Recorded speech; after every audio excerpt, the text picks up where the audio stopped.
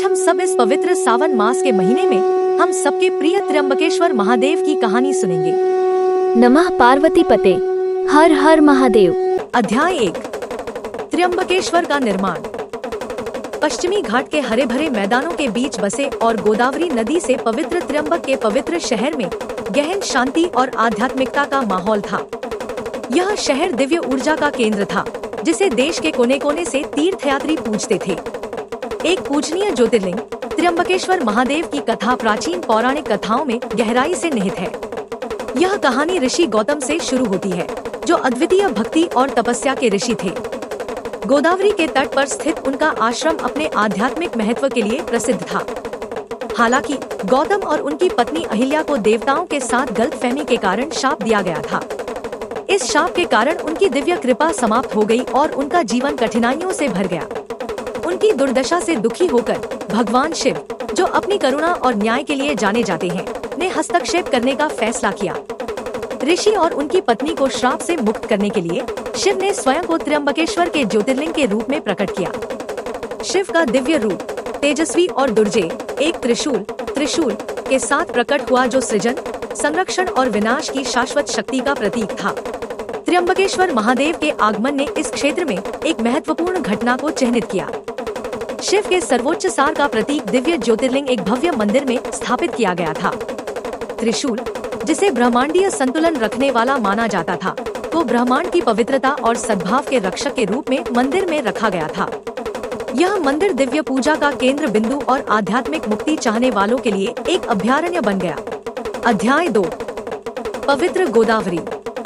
पश्चिमी घाट से सुंदर तरीके से बहने वाली गोदावरी नदी हिंदू आध्यात्मिकता में एक विशेष स्थान रखती है।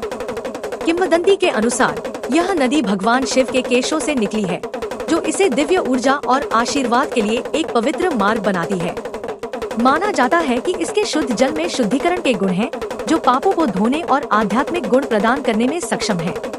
गोदावरी की उत्पत्ति की कहानी त्र्यंबकेश्वर की किंवदंती से जुड़ी हुई है। जैसे ही दिव्य नदी शिव के केशों से बही, इसने त्र्यंबक में अपना रास्ता खोज लिया, जहां यह शहर के आध्यात्मिक जीवन का एक केंद्रीय तत्व बन गई। त्र्यंबक से होकर नदी की यात्रा दिव्य कृपा और आशीर्वाद के निरंतर प्रवाह का प्रतीक है। स्थानीय पुजारी और भक्त गोदावरी को देवी के रूप में पूजते थे और इसके तट पर कई अनुष्ठान और समारोह आयोजित किए जाते थे। तीर्थयात्री नदी में पवित्र डुबकी लगाने के लिए दूर दूर से आते थे। उनका मानना था कि इससे उनकी आत्मा शुद्ध होगी और उन्हें उनके पापों से मुक्ति मिलेगी। नदी का महत्व वार्षिक उत्सवों और अनुष्ठानों में भी परिलक्षित होता था, जो इसके दिव्य उद्गम और शहर को इसके द्वारा दिए गए आशीर्वाद का जश्न मनाते थे। अध्याय 3, त्र्यंबकेश्वर की तीर्थयात्रा। त्र्यंबकेश्वर की तीर्थयात्रा भौतिक और आध्यात्मिक दोनों ही दृष्टियों से महत्वपूर्ण थी।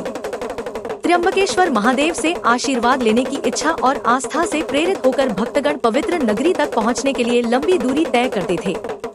यात्रा अक्सर कठिन होती थी, ऊबड़-खाबड़ इलाकों और चुनौतीपूर्ण परिदृश्यों से होकर गुजरती थी, लेकिन तीर्थयात्रियों की भक्ति ने इस मार्ग को एक पवित्र तीर्थयात्रा जैसा बना दिया। त्र्यंबक पहुंचने पर तीर्थयात्री सबसे पहले गोदावरी नदी पर जाते थे, जहां वे स्नान करते थे और प्रार्थना करते थे। नदी अपनी दिव्य आभा से भक्तों को शांति और पवित्रता का एहसास कराती थी। इस तीर्थयात्रा का मुख्य आकर्षण काशी विश्वनाथ मंदिर था, जहां त्र्यंबकेश्वर ज्योतिर्लिंग स्थित था। अपनी शानदार वास्तुकला और जटिल नक्काशी के साथ यह मंदिर दिव्य उपस्थिति की भव्यता का प्रमाण था। कुंभ मेला हर 12 साल में आयोजित होने वाला एक प्रमुख त्योहार है, जिसमें लाखों भक्त अपनी प्रार्थनाएं करने और भव्य अनुष्ठानों में भाग लेने के लिए एकत्रित होते हैं। मंदिर के पुजारियों ने ज्योतिर्लिंग पर पवित्र बिल्व पत्र, दूध, शहद और अन्य पारंपरिक प्रसाद चढ़ाने सहित विस्तृत समारोह आयोजित किए। वातावरण आध्यात्मिक ऊर्जा से भर गया, क्योंकि भक्तों ने भजन गाए, अनुष्ठान किए और भक्तिपूर्ण कार्य किए। त्र्यंबकेश्वर की तीर्थयात्रा केवल एक भौतिक यात्रा नहीं थी, बल्कि एक गहन आध्यात्मिक अनुभव था, जिसने भक्तों के दिलों पर एक अमिट छाप छोड़ी। अध्याय 4, त्रिशूल की भविष्यवाणी। ऋषि अत्रि द्वारा प्रकट की गई एक प्राचीन भविष्यवाणी से त्र्यंबक की शांति भंग हो गई, जो अपनी बुद्धि और दूरदर्शिता के लिए प्रसिद्ध ऋषि थे। भविष्यवाणी में बताया गया था कि त्र्यंबकेश्वर महादेव के त्रिशूल में अपार दिव्य शक्ति है, जो ब्रह्मांडीय संतुलन को बदलने में सक्षम है। इसने एक बड़ी बुराई की चेतावनी दी जो उत्पन्न होगी और ब्रह्मांड के सामंजस्य को बाधित करने की धमकी देगी। भविष्यवाणी के अनुसार जब समय आएगा तो चुने हुए व्यक्ति को त्रिशूल को गलत हाथों में पड़ने से बचाने के लिए एक खतरनाक यात्रा करनी होगी। भविष्यवाणी ने त्र्यंबक के निवासियों के बीच रहस्य और प्रत्याशा का माहौल बनाया। मंदिर के पुजारी और ऋषि प्रत्याशित खतरे की तैयारी करने लगे, मंदिर को मजबूत किया और दिव्य मार्गदर्शन की मांग की। अध्याय 5 असुर राहु का उदय। अंधकार के दायरे में असुर राहु, एक दुर्जय राक्षस जिसकी महत्वाकांक्षाएं बहुत बड़ी थी, ने त्रिशूल की दिव्य शक्ति को हड़पने की साजिश रची। ब्रह्मांडीय वर्चस्व की अपनी इच्छा से प्रेरित राहु ने देवताओं को उखाड़ फेंकने और अपना शासन स्थापित करने के लिए त्रिशूल की ऊर्जा का उपयोग करने की कोशिश की। उसकी काली महत्वाकांक्षाओं ने दैवीय व्यवस्था के लिए एक बड़ा खतरा पैदा कर दिया। राहु की पिछली कहानी महत्वाकांक्षा और द्वेष से भरी है। वह एक बार एक दिव्य प्राणी था जो अपने अहंकार और सत्ता की इच्छा के कारण अनुग्रह से गिर गया था। बदला लेने और प्रभुत्व की प्यास से प्रेरित होकर राहु ने राक्षसों की एक दुर्जय सेना इकट्ठी की और त्र्यंबकेश्वर के त्रिशूल को जब्त करने की अपनी खोज शुरू की।